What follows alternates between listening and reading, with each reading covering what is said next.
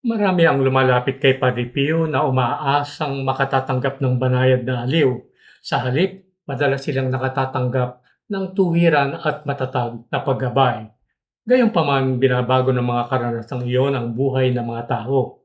Ipinapakita ng testimonya ngayong araw kung paano niya ginagabayan ang mga nagsisisi at kung ano ang maituturo pa rin ng kanyang mga payo para sa atin ngayon. Kaya manatiling nakatutok.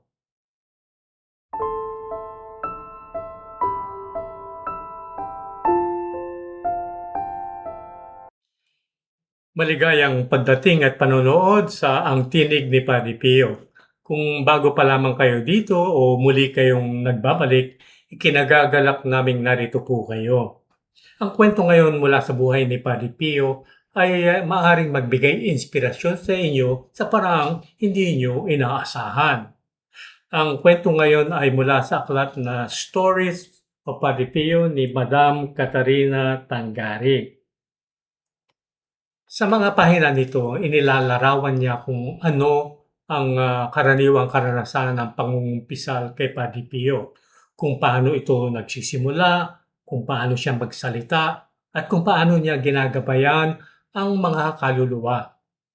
Ibinabahagi rin niya ang ilang praktikal na payo mula kay Padre Pio na tunay na nakatutulong sa kanyang mga pakikipaka. Narito ang kanyang ibinahagi. Isinulat ni Madam Tangari na si Padre Pio ay may natatanging kaloob na makuha ang puso ng tao sa pamamagitan ng pagiging payak o simple. Ang kanyang maiikling pananalita, mga payo, babala o pampalakas loob ay may pambihirang kapangyarihan. Tumatagos ang mga ito sa kaibuturan ng pagkatao na at kayang gisingin ang budhi sa nakagugulat na paraan. Ito ay higit na nararamdaman sa kumpisal. Ipinaliwanag niya na mahalaga ang paghahanda sa pamamagitan ng panalangin. Kapag handa ang nagsisisi, sapat na ang ilang minutong nakalaan. May oras pa para sa lahat ng mahalaga. Napakatipid ni Padre Pio sa paggamit ng oras. Nakatuon siya sa mga bagay na esensyal.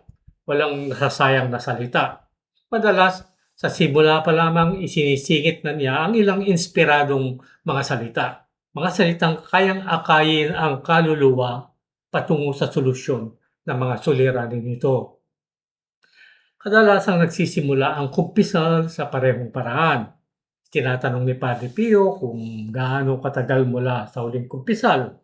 Ang simpleng tanong na ito ay nagtatatag ng ugnayan sa pagitan ng kumpesor at ng nagsisisi.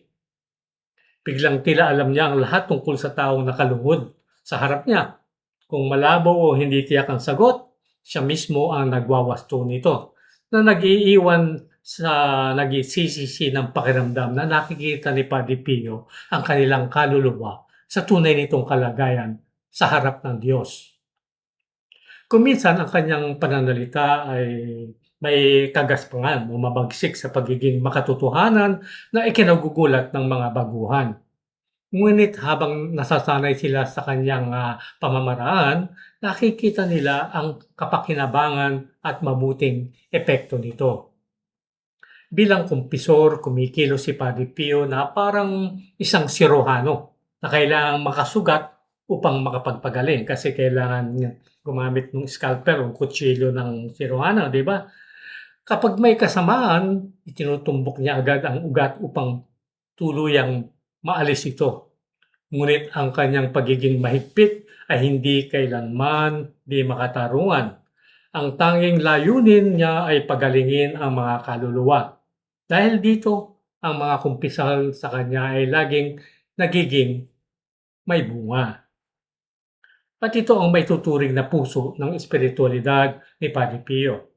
Itinuro niya na hindi makabubuti ang labis na pagkabalisa sa mga suliranin.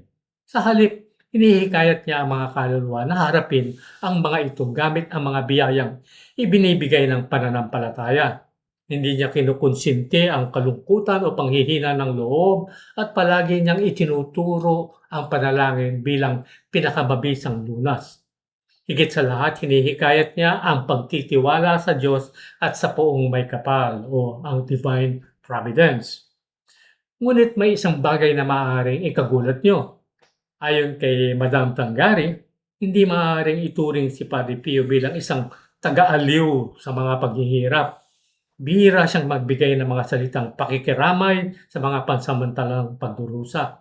Gayunpaman, ang kanyang mga salita ay laging nagbibigay ng bagong lakas at tapang upang matulungan ang mga kaluluwa na dalhin ang kanilang krus ng mas tapat. Ang dating tila hindi kayang pasanin ay nagiging magaan sa pamamagitan ng kanyang paggabay at halimbawa. Isinalaysay ni Madam Tangari na minsan ay nagreklamo siya sa kumpisal tungkol sa isang suliraning pampamilya na tila hindi niya makayanan. Sumagot si Padre Pio ng isang tanong lamang. Talaga bang hindi mo ito kayang tiisin? Sa sandaling iyon, napagtanto niyang napakaliit lamang pala ng problema at nagpasya siyang huwag na itong gawing mabigat. Agad siyang nakaramdam ng paglaya. Sa ibang pagkakataon, nagsalita siya tungkol sa isang di makatarungang insidente na naging pabigat na krus para sa kanya at nagtanong kung paano niya tutugunan ito. Simple ang sagot ni Padre Pio. Tiisin mo, gagaan din ito. Ayun nga ang nangyari. Lalo namang mahigpit si Padre Pio laban sa pagiging malamig sa pananampalataya, lalo na sa mga pagpapabaya sa panalangin o sa mga pangakong ginawa sa Diyos sa panahon ng pangangailangan. Hindi niya pinapalaya ang mga nagsisisi mula sa kanilang mga panata o pangako. Sa halip, tinutulungan niya silang tuparin ang mga ito ng tapat at ipinagkakaloob ang lakas upang magawa nila iyon. Sa loob ng maraming taon, nangako si Madam Tangari na magdadasal ng isang oras ng perpetual rosary tuwing ikapitong araw ng buwan.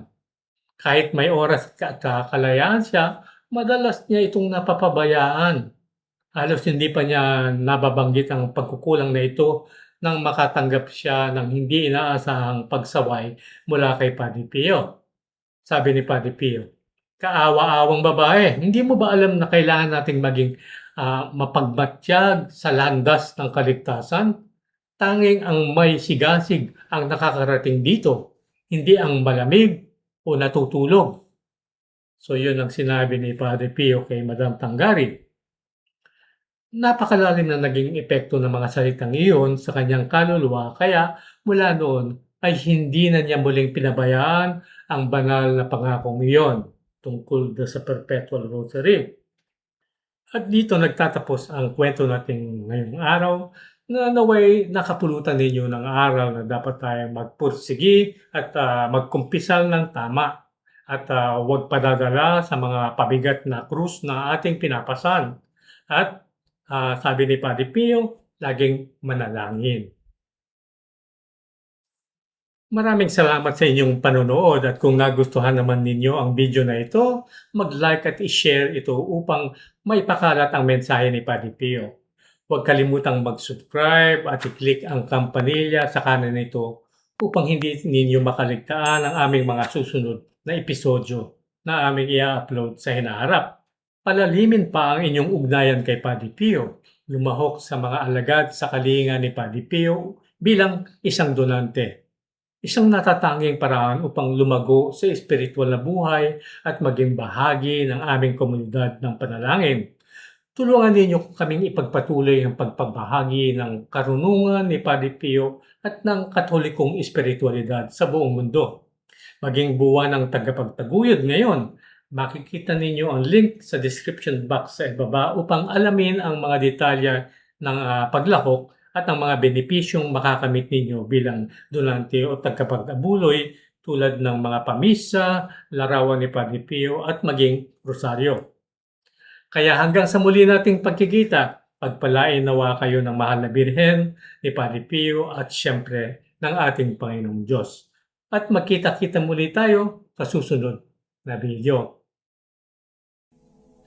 In nome del Padre, del Figliolo e dello Spirito Santo, e così sia. Sia lodato Gesù e Maria, e